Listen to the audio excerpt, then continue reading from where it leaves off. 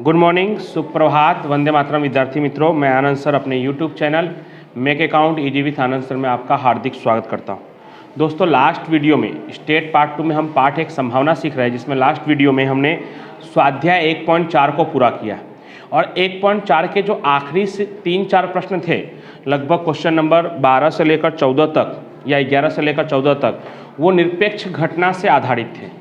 तो आज हम उसी निरपेक्ष घटना से आधारित हमारे सेक्शन सी में बचे हुए प्रश्न, हमारा सेक्शन सी में भी शॉर्ट क्वेश्चन के रूप में जो सूत्र पे आधारित शॉर्ट क्वेश्चन था वो 19 तक कंप्लीट हो गया है और 20 से लेकर 23 तक, यानी 20, 21, 22, 23 ये 4 प्रश्न बाकी है जो लगभग निरपेक्ष घटना से आधारित है। उन प्रश्नों को आज हम पूरा करने वाले हैं। तो निरपेक्ष घटना के बारे में आपको याद दिला दूँ कि निरपेक्ष घटना कहते किसे है। तो जब कोई दो घटना ए और बी के लिए घटना ए घटे या न घटे, उस पर घटना बी घटने या न घटने का कोई आधार नहीं रहता, उसे हम क्या कहते हैं? निरपेक्ष घटना। यानी कि दोनों घटना स्वतंत्र रूप से घटे तो उसे हम निरपेक्ष घटना कहते हैं। और निरपेक्ष घटना में मुख्य रूप से जब हमें ए इंटरसेक्शन बी निकालना होता है तो P of A intersection B बराबर P of A into P of B. P of B intersection C निकालना है तो P of B into P of C. यानी कोई भी इंटरसेक्शन निकालना है तो दोनों का क्या होगा? गुणाकार होगा। ठीक है। उसके बाद आज हम लोग करने वाले हैं क्वेश्चन नंबर 20, 21, 22, 23 सेक्शन सी का। और सेक्शन डी में भी निरपेक्ष घटना से संबंधित लगभग क्वेश्चन नंबर 4 है। कोशिश करूंगा कि वो भी इसी वीडियो में पूरा हो जाए। तो चलिए शुरू करते हैं। पेज नंबर 61, क्वेश्चन देखिए, क्वेश्चन नंबर 20, पेज नंबर 61। 10 व्यक्तियों के समूह में से 6 व्यक्तियों के पास पासपोर्ट है। इस समूह में से 3 व्यक्तियों को यादृच्छिक रूप से चुनाव किया जाए तो उसमें, तो सबसे पहले तो कितने व्यक्तियों के पास पासपोर्ट है? तो 10 व्यक्तियों में से 6 व्यक्तियों के पास पासपोर्ट है। तो पासपोर्ट है, ऐसे कितने व्यक्ति है? 6 व्यक्ति। तो पासपोर्ट नहीं है, पासपोर्ट नहीं है, ऐसे कितने व्यक्ति होंगे? 4। क्यों ऐसे 4 व्यक्ति होंगे? क्योंकि कुल कितने हैं? 10। तो 10 में से अगर 6 व्यक्तियों के पास पासपोर्ट है तो हम खुद ही समझ जाएंगे कि बाकी के जो 4 व्यक्ति हैं उनके पास पासपोर्ट नहीं है। अब आगे, इस समूह में से 3 व्यक्तियों को यादृच्छिक रूप से चुनाव किया जाए तो उसमें, तो सबसे पहले तो हम लिखेंगे कि 10 में से 3 व्यक्तियों को चुने, 3 व्यक्तियों को चुने, उसका कुल परिणाम n बराबर 10C3। अब 10C3 को भी कितने लोगों को हल करने नहीं आता? 1-2 लोगों ने मुझे कमेंट करके भी पूछा था। तो आज देख लीजिए, 10C3 मतलब 10 को 3 कदम पीछे, यानी 10 गुणे 9 गुणे 8, और नीचे जो भी लिखा होगा उसको 1 तक ले जाना है पीछे करते करते। 3 गुणे 2 गुणे 1। तो इसको आप हल करेंगे तो ये आपका 3 से कट जाएगा। कितना होगा टोटल हल करने पे? 720 ऊपर आएगा ना। 720 भागे 6 करेंगे तो कितना होगा? 120। यानी फाइनल जो सोल्यूशन है वो होगा 120। ऊपर तीनों का गुना करेंगे तो 720 और ये 3 दूनी 6, एकम 6, 720 भागे 6 करेंगे तो आपका n होगा 120। अब पहला, तीनों व्यक्ति के पास पासपोर्ट हो। कितना आसान सवाल है। तीनों व्यक्ति के पास पासपोर्ट हो, उसे घटना ए कहे। तीनों व्यक्ति के पास पासपोर्ट हो, उसे घटना ए कहे। तो घटना ए का सानुकूल परिणाम m बराबर, तीनों के पास क्या हो? पासपोर्ट हो। पासपोर्ट हो ऐसे कितने लोग हैं? 6 लोग। तो 6C3, 6 में से 3 लोग, 6C3। अब 6C3 को हल करना मतलब 6 गुणे 5 गुणे 4 और नीचे 3 गुणे 2 गुणे 1। 3 गुणे 2 गुणे 1 करेंगे तो 6, 6 से 6 कट जाएगा, 5 चौक 20। इसलिए P ऑफ A बराबर m बटे में n, 20 बटे में 120, पूरा पूरा कट जाएगा, 20 एकम 20, 20 छक 120, 1 बटे में 6। तो आपका फाइनल आंसर आएगा 1 बटे में 6। दूसरा लिखा है 2 व्यक्तियों के पास पासपोर्ट ना हो। ये आपको कंफ्यूज कर सकता है थोड़ा। 2 व्यक्तियों के पास पासपोर्ट ना हो मतलब एक के पास हो। वो ये बात कहाँ लिखा हुआ है? तो ये बात लिखा नहीं है, लेकिन ऊपर क्या कहा था कि कितने व्यक्तियों का चुनाव करना है? 3 व्यक्तियों का चुनाव करना है। हर बार। तो 3 व्यक्तियों का चुनाव करना है, उसमें से 2 व्यक्तियों के पास अगर पासपोर्ट नहीं है तो हमें खुद ही समझना होगा कि एक व्यक्ति के पास पासपोर्ट है। जैसे मैं कहूँ कि 10 विद्यार्थी में से आज 6 विद्यार्थी आए हैं, तो मुझे ये कहने की जरूरत नहीं पड़नी चाहिए कि बाकी के 4 विद्यार्थी नहीं आए हैं, वो समझने जैसी बात है। तो ठीक उसी तरह से 10 में से 3 व्यक्तियों को चुनना है। मैं ऐसा कहूँ कि मैं 10 व्यक्तियों में से 3 व्यक्तियों को चुन रहा हूँ, उन 2 व्यक्तियों के पास, उन तीनों में से 2 व्यक्तियों के पास पासपोर्ट नहीं है, तो आप खुद ही समझ जाओगे कि मतलब एक के पास पासपोर्ट होगा। तो वो भी बात ध्यान रखना, नहीं तो आप डायरेक्ट 2 के हिसाब से कर दोगे तो आपका सवाल गलत हो जाएगा। तो पहले लिखेंगे 2 व्यक्तियों के पास पासपोर्ट नहीं हो और एक व्यक्ति के पास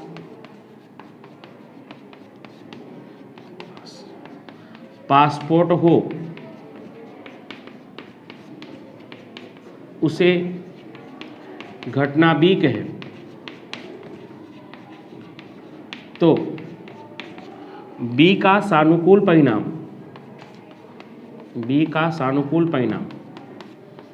m बराबर 2 व्यक्तियों के पास क्या हो, पासपोर्ट नहीं हो वाले कितने हैं हमारे पास, 4 में से 2 यानी 4C2, और एक व्यक्ति के पास क्या हो, पासपोर्ट हो, जो हमने पता लगाया कि भाई 3 में से अगर 2 के पास नहीं है तो एक के पास होगा, तो होगा वाले कितने हैं, 6 जिनके पास पासपोर्ट है। तो 6C1 हल करेंगे तो 4C2 को जब हल करोगे तो मौखिक बता दे रहा हूँ मैं आपको, 4 × 3 बटे में 2 × 1 यानी 12/2 यानी 6 आएगा। और 6C1 को भी हल करोगे तो वो भी 6 ही आएगा। 6 × 6 करेंगे तो कितना होगा, 36। इसलिए P ऑफ B बराबर m/n 36 बटे में 120, 12 के पहाड़े में पूरा कट जाएगा, 12 × 36 और 12 दहम में 120 यानी 3/10। तो ये हो गया आपका क्वेश्चन नंबर 20। अब क्वेश्चन नंबर 21, किसी वर्ष के बजट में पुरुषों की आय पर आयकर मर्यादा बढ़े, यानी इनकम टैक्स का जो रेट है वो बढ़े, उसकी संभावना कितनी है, 0.66, तथा स्त्रियों की आय पर आयकर मर्यादा बढ़े, उसकी संभावना कितनी है, 0.72। पुरुष और स्त्री दोनों की आय हेतु आयकर मर्यादा बढ़े, उसकी संभावना कितनी है, 0.47।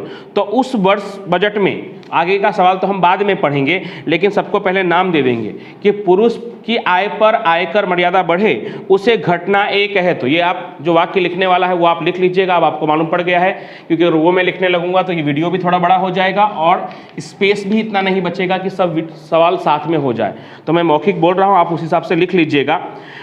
पुरुषों की आय पर आयकर मर्यादा बढ़े, कुछ भी करना नहीं, वही लाइन देख कर लिखना है कि पुरुषों की आय पर आयकर मर्यादा बढ़े, उसे घटना ए कहे। तो P ऑफ A बराबर 0.66। उसी तरह से स्त्रियों की आय पर आयकर मर्यादा बढ़े, उसे B कहे, तो P ऑफ B बराबर 0.72। और उसी प्रकार से आगे लिखा हुआ है कि पुरुष और स्त्री दोनों की आय पर आयकर मर्यादा बढ़े, उसकी संभावना कितनी है, 0.47। तो उसे हम क्या कहेंगे, A इंटरसेक्शन B कहेंगे, क्योंकि क्या लिखा है, पुरुष और स्त्री दोनों, पुरुष या स्त्री या पुरुष स्त्री में से कम एक, ऐसा लिखा होगा तो यूनियन आता, और ऐसे भी अगर यूनियन होता तो उसका मान इन दोनों से ज़्यादा होता। इन दोनों से मान कम है मतलब वो इंटरसेक्शन ही है, और लिखा भी है कि पुरुष और स्त्री दोनों, तो उसे A इंटरसेक्शन B कहे। तो P of A intersection B बराबर 0.47, यानी आपके पास A, B और A इंटरसेक्शन B मौजूद हो गया। तीनों एक एक लाइन लिखकर और उसका मान लिख देना है। तो 3 लाइन मेरा यहाँ बच गया, आप लिख दीजिएगा। आगे पहला, पुरुष और स्त्री दोनों में से मात्र एक की आय पर आयकर मर्यादा बढ़े। क्या लिखा है, पुरुष और स्त्री दोनों में से मात्र एक की आय पर आयकर मर्यादा बढ़े, उस घटना की संभावना का मान ज्ञात करिए। पहले मैं वो सवाल लिख दे रहा हूँ, पुरुष और स्त्री दोनों में से एक की आयकर मर्यादा बढ़े,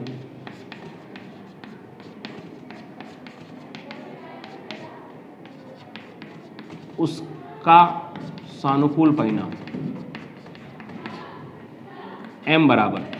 अब यहाँ पे 2 विकल्प हो सकता है, क्योंकि क्या कहा है, किसी एक पर ही आयकर मर्यादा बढ़ना चाहिए, टैक्स बढ़ना चाहिए। तो इसका 2 विकल्प कैसे बन सकता है कि पुरुष की आय पर आयकर मर्यादा बढ़े और स्त्री की आय पर आयकर मर्यादा न बढ़े, या स्त्री की आय पर आयकर मर्यादा बढ़े और पुरुष की आय पर आयकर मर्यादा न बढ़े। ऐसा हो तो इस वाक्य को भी आप लिख लीजिएगा क्योंकि वो भी ज़्यादा लंबा होगा, या चलिए मैं लिख ही देता हूं, पुरुष की आयकर मर्यादा बढ़े और स्त्री की आयकर मर्यादा न बढ़े, ये पहला ऑप्शन। या दूसरा ठीक इसी का उल्टा, स्त्री की आय पर आयकर मर्यादा बढ़े, स्त्री की आयकर मर्यादा,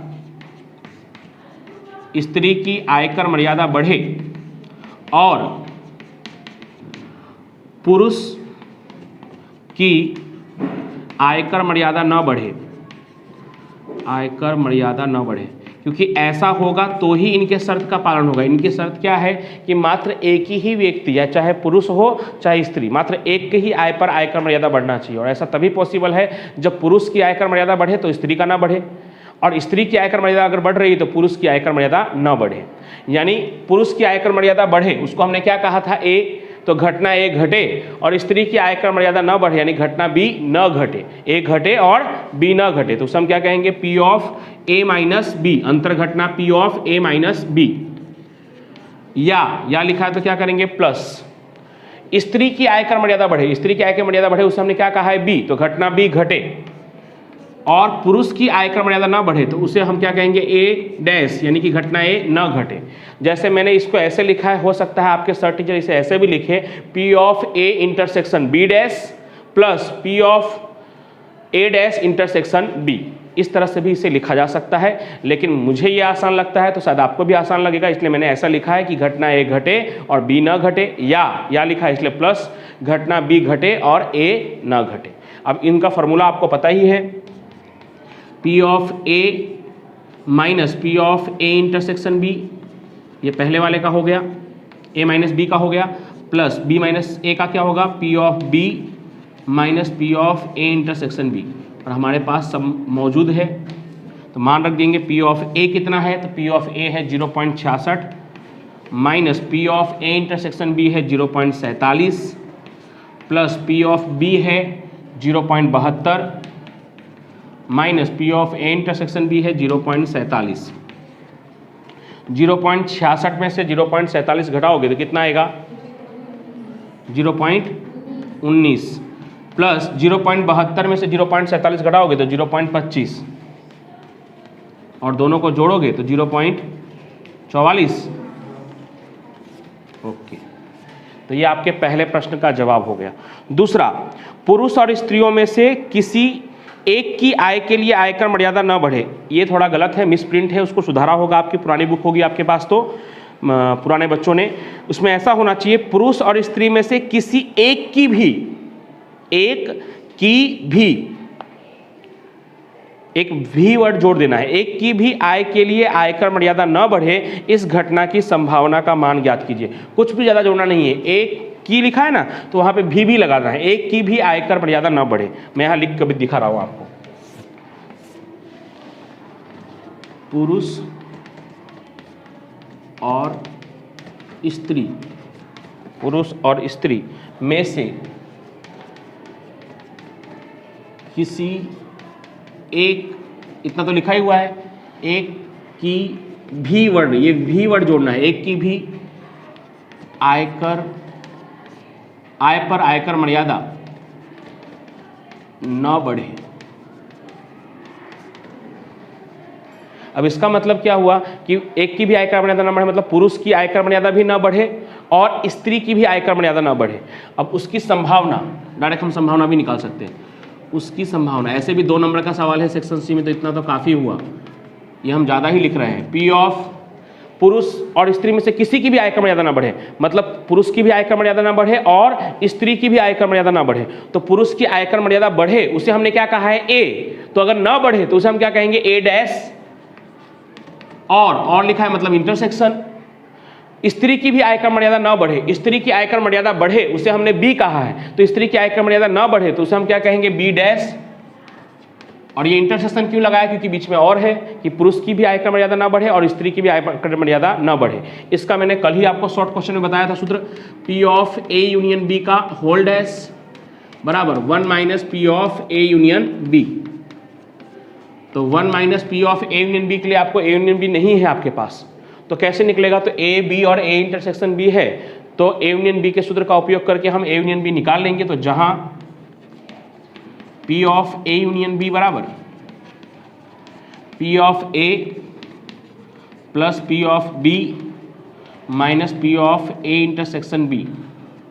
तो P ऑफ A है 0.66, P ऑफ B है 0.72 और P of A intersection B है 0.47। सब प्लस माइनस करो 91। अब यहाँ पे मान रख दीजिए 1 माइनस 0.91 यानी 0.09, ये आपका फाइनल आंसर। तो ये हो गया आपका क्वेश्चन नंबर। चलिए 22वां प्रश्न देखिए, पेज नंबर 61 पे ही है, सेक्शन सी का 22वां प्रश्न। क्रूड ऑयल के मूल्य में वृद्धि होने के पश्चात, क्रूड ऑयल का मतलब होता है कच्चा तेल, आपने सुना भी होगा कि वृद्धि होने के पश्चात पेट्रोल का भाव बढ़े, ऐसे 80% मामलों में होता है, और डीजल के मूल्य में वृद्धि हो ऐसे 70% मामलों में होता है। पेट्रोल और डीजल दोनों के मूल्य में वृद्धि हो ऐसे 68% मामलों में होता है। तो सबसे पहले हम A, B और A इंटरसेक्शन B लिख लेते हैं। तो इसमें भी मैं शॉर्ट में लिख ले रहा हूँ, आप पूरा लिख दीजिएगा। आप कैसे लिखेंगे, तो आप लिखेंगे कि पेट्रोल का भाव बढ़े, उसे हम घटना A कहे, तो P ऑफ A बराबर 80%, मतलब 80/100 0.8।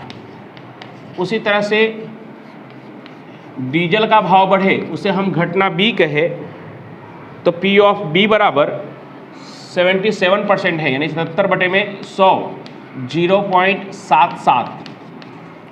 और पेट्रोल और डीजल दोनों के मूल्य में वृद्धि हो ऐसे 68% मामलों में होता है, तो उसे हम A इंटरसेक्शन B कहेंगे। तो P of A intersection B बराबर 68/100 0.68।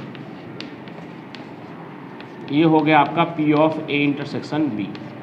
तो आपके पास P of A intersection B भी मिल गया, P ऑफ B भी मिल गया है और P ऑफ A भी है, तीनों मिल गया है। अब सवाल को पढ़ते हैं।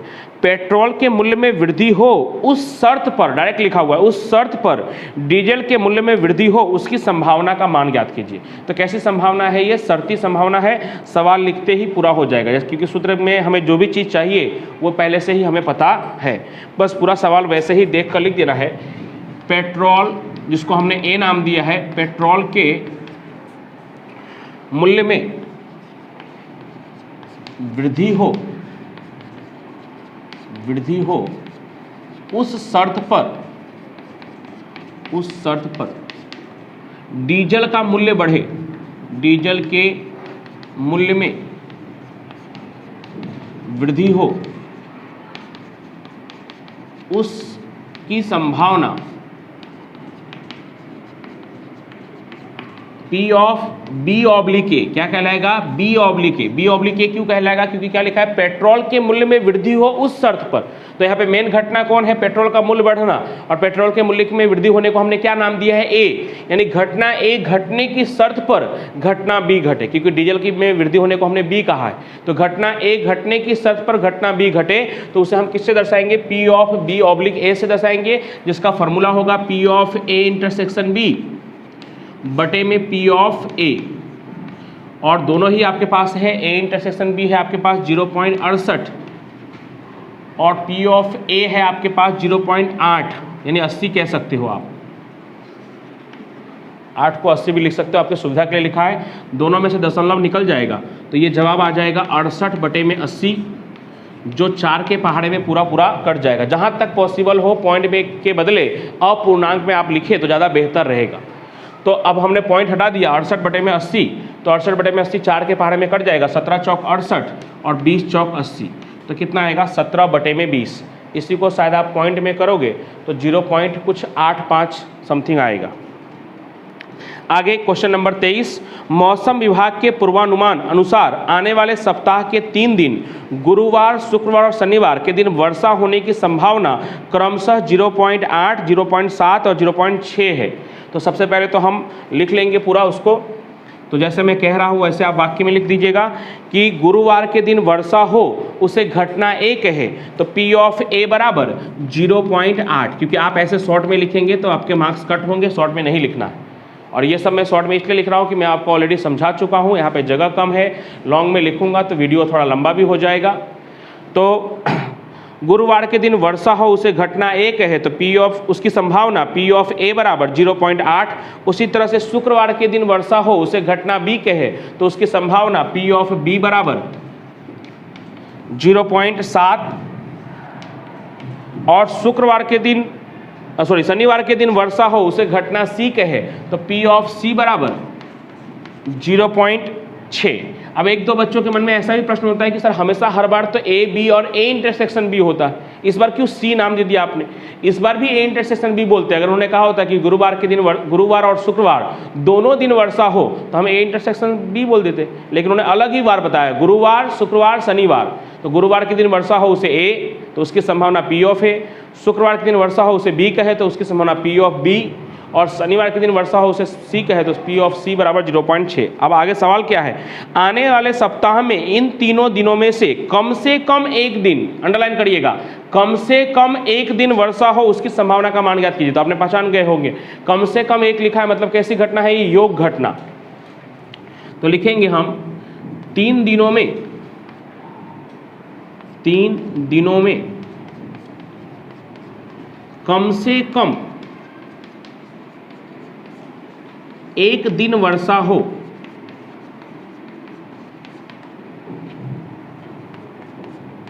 उसकी संभावना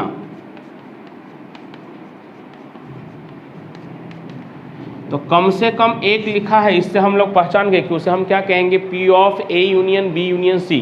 अब थोड़ा नीचे आपको नहीं दिखेगा तो मैं यहाँ पे उसका सूत्र लिख रहा हूँ, P of A union B union C कहेंगे तो उसका सूत्र क्या होगा, तो P of A union B union C बराबर P ऑफ A, थोड़ा बड़ा सूत्र है इसका आपको पता है, P of B plus P of C minus P of A intersection B minus A intersection C minus B intersection C और plus P of A intersection B intersection C।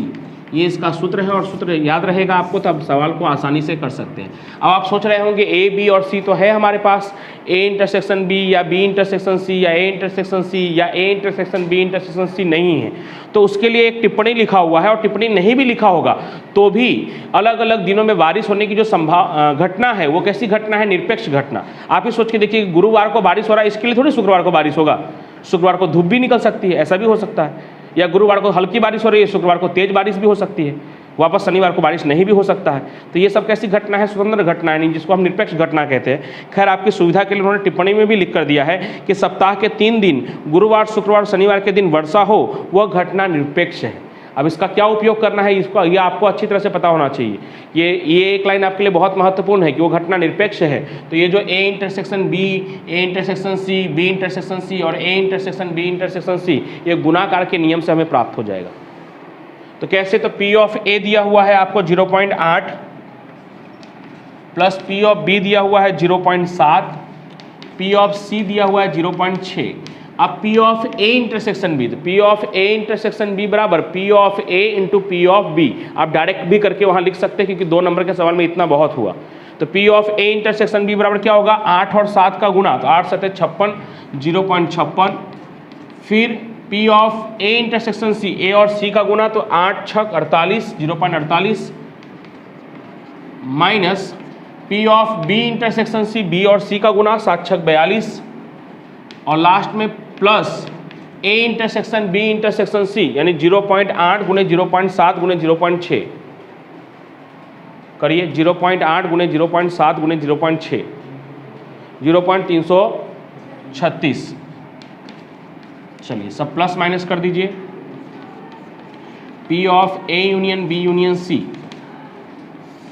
ये आपका फाइनल जवाब आ जाएगा। 0.8 प्लस 0.7 प्लस 0.976 976, ये आपका final answer होगा। तो ये भी हो गया। अब ऐसा ही एक प्रश्न सेक्शन डी में भी है जो निरपेक्ष घटना से जुड़ा हुआ है, पेज नंबर 62 पे, क्वेश्चन नंबर 4। और सेक्शन डी का जो दोस्तों पहला, दूसरा, तीसरा प्रश्न करवाने के लिए आप मत कहिएगा, क्योंकि वो ऑलरेडी हमने जो 1.4 या 1.3 किया है उसके जैसे सेम टू सेम प्रश्न है, बराबर। थोड़ा बहुत ही बदलाव है, बाकी सेम टू सेम है, तो वो आप अच्छी तरह से कर सकते हैं, क्योंकि ऐसे करवाने जाएंगे तो काफ़ी लेट होगा। जो बचे हुए चैप्टर के कुछ वीडियो बाकी है वो नहीं बन पाएंगे, इसके लिए वो आप अच्छी तरह से प्रैक्टिस कीजिएगा। क्वेश्चन नंबर 4 सेक्शन डी में देखिए आप, घटना ए, बी और सी निरपेक्ष घटना है, डायरेक्ट लिखा है। ए, बी और सी कैसी घटना है? निरपेक्ष घटना। क्वेश्चन नंबर 4 की बात कर रहा हूँ सेक्शन डी में। घटना ए, बी और सी परस्पर निरपेक्ष घटना है।